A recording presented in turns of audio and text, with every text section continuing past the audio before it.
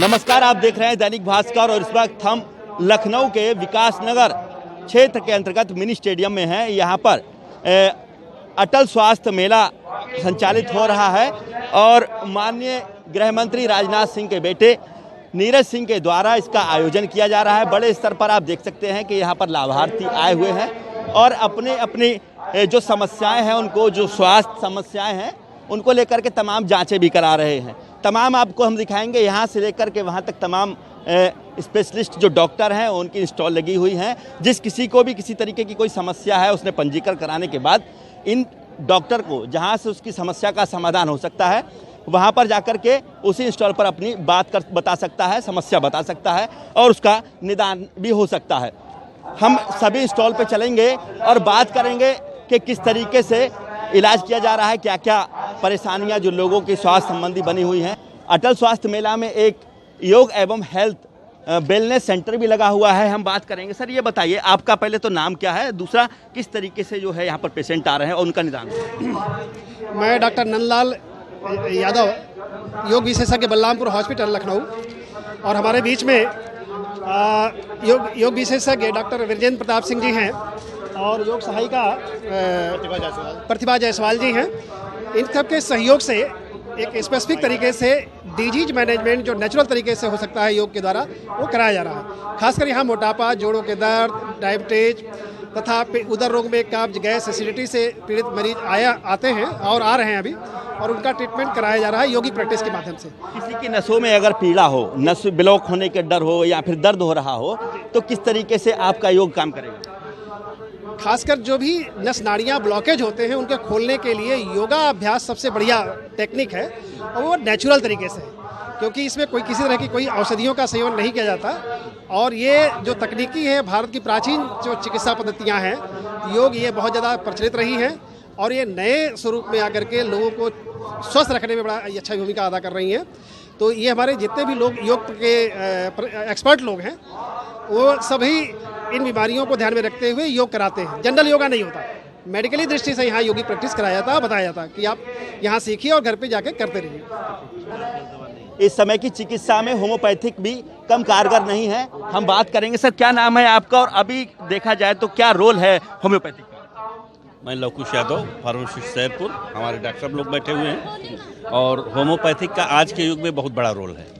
बिना सर्जरी के अगर कोई मर्ज ठीक होती है तो उससे हमको लगता है उससे बढ़कर के कोई पैथी नहीं है। पुरानी पैथी है, एलोपैथिक और तो है, लेकिन ये उससे कम नहीं है। वो चिकित्सा के क्षेत्र में पुरानी पहचान रखने वाली यूनानी पैथी बहुत पौराणिक समय से मानी जाती है। सर, ये बताइए कि यूनानी अभी जो पैथी है आपकी, क्या रोल है आज के समय में?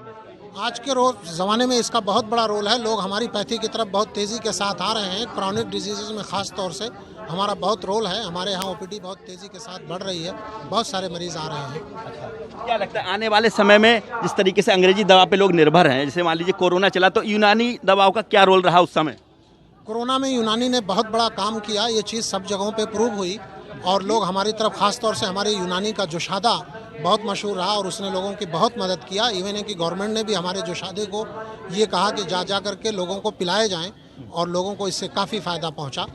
गवर्नमेंट ने भी इस चीज़ को अप्रूव किया और सारे अथॉरिटीज़ ने ये माना कि हमारा जो जोशादा है वो कोरोना के अंदर बहुत बड़ा रोल अदा किया। उसके अलावा कोरोना के लिए मुस्तकिल किट बना करके हमारे यहाँ से तकसीम की गई थी। संचारी रोग एक बड़ी समस्या हुई है। अभी कुछ समय से पहले आप देखे होंगे डेंगू, चिकनगुनिया जैसी तमाम बीमारियां आई, तो उस समय इसको नियंत्रण करने के लिए सरकार ने भी काफ़ी जोर दिया और तमाम जो सरकारी चिकित्साएं हैं उनको बढ़ावा दिया। मैम, क्या नाम है आपका और संचारी रोगों को रोकने के लिए किस तरीके से आप लोग? नमस्कार, मैं डॉक्टर ऋतु श्रीवास्तव, जिला मलेरिया अधिकारी। संचारी रोगों में हमारे जिन रोगों की हम चर्चा करते हैं वो dengue, malaria, chikungunya, filaria, Japanese encephalitis, इन सारी बीमारियों के बारे में हम बात करते हैं। ये सारी ही बीमारियां जो हैं वो मच्छर द्वारा जो हैं वो फैलती हैं। तो यदि हम मच्छर से बचाव कर सकें, अपना मच्छर के प्रजनन को रोक सकें, साफ सफाई से हम पानी कहीं ना इकट्ठा होने दें, वहाँ मच्छर का प्रजनन ना हो सके, तो हम इन बीमारियों से बच सकते हैं। साथ ही हम रात में मच्छरदानी का प्रयोग करें। हम जो स्वास्थ्य विभाग के द्वारा जो और सुविधाएं दी जाती हैं कि अगर आपको बुखार है तो आप निःशुल्क जांच कराएं। जैसे अगर आपको हाथी पांव है तो आप जो हैं वो जो साल में एक दफ़े जो है वो कार्यक्रम सरकार द्वारा चलाया जाता है, उसमें दवा का सेवन करें। इन सारी चीज़ों का अगर हम पूरा जो है वो सहयोग देते हैं तो हम इन रोगों से बच सकते हैं। हमारे साथ 6 रोगों को रोकने के लिए जिस तरीके से वर्तमान समय में या पहले समय में 6 रोग हुआ करते थे, उनको रोकथाम के लिए तमाम टीम लगी हुई है। हम बात करेंगे। डॉक्टर साहब, नाम क्या है आपका? और इस तरीके की बीमारियां जो होती थी या होने के कहीं ना कहीं संभावना, कैसे रोका जा सकता है? देखिए, मेरा नाम हमजा खान है।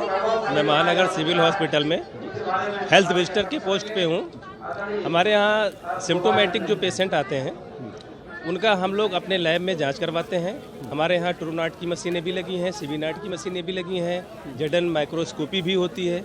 अगर उसमें लक्षण वाले मरीज़ पॉजिटिव पाए जाते हैं तो उनका हम लोग ट्रीटमेंट शुरू कर देते हैं। दूसरी चीज़ ये है कि अगर कोई भी पॉजिटिव पेशेंट होता है तो हम उसके पूरे घर की कॉन्टेक्ट ट्रेसिंग करते हैं। उस घर में अगर कोई भी ऐसा बंदा है जिसको कोई भी सिम्टम्स हो तो उनका भी हम लोग ट्रीटमेंट करवाते हैं। पहले जांच करवाते हैं, फिर उसका ट्रीटमेंट करवाते हैं। अगर लक्षण नहीं है तो उनको प्रिवेंटिव थेरेपी भी दी जाती है कि ताकि फ्यूचर में उस बंदे का रोग उनके घर में किसी को न लगे। ये सारी चीज़ें दी जाती हैं। सावधानियाँ क्या होती हैं इस दौरान? मरीज को क्या सावधानियाँ बरतनी चाहिए? बस मुंह पे हमेशा मास्क लगा के रखें, इधर उधर ना खांसे, और परिवार में थोड़ी सी अपनी दूरी बना के रखें जिससे इन्फेक्शन डिजीज़ होती है। घर में तमाम तरीके के लोग रहते हैं, बच्चे भी रहते हैं, बड़े भी रहते हैं, बुजुर्ग भी रहते हैं, किसी को भी इन्फेक्शन हो सकता है। इसी इन्फेक्शन को रोकने के लिए सरकार के द्वारा एक अभियान चलाया जा रहा है जिसको हम लोग कॉन्टेक्ट ट्रेसिंग कहते हैं। कॉन्टेक्ट ट्रेसिंग में क्या होता है कि परिवार के सारे मेंबरों को एक्सरे कराया जाता है। अगर उनका एक्सरे सारा नॉर्मल होता है तो हम लोग उनको प्रोफाइलेक्सिस देते हैं ताकि उस बंदे की बीमारी उनके परिवार में किसी और को न हो। इस दौरान कुष्ठ रोग को लेकर के भी टीम सतर्क है। सरकार के तमाम चिकित्सा अधिकारी लगे हुए हैं। सर, ये बताइए क्या नाम है आपका और कुष्ठ रोग को रोकने के लिए किस तरीके से आप? मैं doctor Somnath Singh, deputy CMO office. कुष्ठ रोग जो पहले बहुत ज़्यादा तेज़ी से बहुत फैला हुआ था, जगह जगह कुष्ठ रोग के पेशेंट दिखाई दिया करते थे। किसी का हाथ गायब है, किसी के पैर की उंगलियां गायब है और ये सब। तो कुष्ठ विभाग ने बहुत बढ़ चढ़कर काम किया इसमें, और अब देखिए आपको कुष्ठ के पेशेंट नहीं दिखाई देंगे, और जो भी है ढूंढ ढूंढ के उनका इलाज शुरू कर दिया जाता है। और लोगों को पता भी नहीं चलता कि कुष्ठ के पेशेंट कहाँ हैं, लेकिन हम लोग उनको ढूंढ निकालते हैं उनको, और उनको आइडेंटिफाइड करके तुरंत उनका ट्रीटमेंट भी स्टार्ट हो जाता है। कुष्ठ के जो मरीज होते हैं लोग उनसे घृणा करते हैं। जो लोग घृणा करते हैं उनको क्या संदेश दें? कुष्ठ कोई ऐसी बीमारी घृणा करने लायक नहीं है। देखिए, बीमारी तो किसी को भी लग सकती है, कोई भी हो सकती है, वो आपके घर का मेंबर भी हो सकता है। तो इस घृणा करने से इलाज करने से काम चलेगा, घृणा करने से तो कोई काम होना नहीं है। तो घृणा ना करें और उनकी मदद करें, उनको ढूंढ कर लाएं और उनका इलाज करवाएं। ये अटल स्वास्थ्य मेला जो लगा है, तमाम लाभार्थी यहाँ पर दवा ले रहे हैं और मुझे लग रहा है संतुष्ट भी हो रहे हैं। आपको कैसा लगता है? नहीं, स्वास्थ्य आयोजन तो बहुत अच्छा है, लोगों के हित की बात है, और यहाँ कंसेशन भी दे रहे हैं प्राइवेट अस्पताल वाले। तो स्वास्थ्य मेला से तो लाभ है ही, और हर इंसान को स्वास्थ्य सेवाएं चाहिए। तो कभी किसी और सरकार ने इस तरह के कार्यक्रम किए? अब और सरकार के कार्यक्रम में तो नहीं गया मैं तो अटल जी की वजह से, मेरा लगाव अटल जी से था, तो इस आयोजन में मैं आया हूँ। देखिए, अटल जी से थोड़ा सा लगाव था तो इसलिए। भैया, आपका क्या नाम है? BS खाती। अच्छा, ये बताइए, यहाँ पर तमाम लाभार्थी आप देख रहे हैं हजारों की संख्या में आए हुए हैं और इस अटल स्वास्थ्य मेला का लाभ उठा रहे हैं। क्या लगता है कि इससे कोई बड़ा अच्छा संदेश जाएगा या जो लोगों की समस्याएं हैं वो खत्म होगी? संदेश भी जाएगा और कई हॉस्पिटलों को फ़ायदा भी होगा, प्राइवेट को, या तो गवर्नमेंट अपने टेकिंग में करे सारे हॉस्पिटलों को, आम आदमी को भी सुविधाएं मिले। गरीब को, जिनके पास पैसा है उनको तो इलाज हो जाता है भाई, और जो गरीब आम आदमी है उसकी समस्याएं सॉल्व नहीं हो पाती हैं। जैसे लोहिया में आजकल जैसे व्यवस्थाएं हैं तो हम लोग जाते हैं, हम खुद स्वयं मरीज हैं, तो पूरा दिन भर लग जाता है।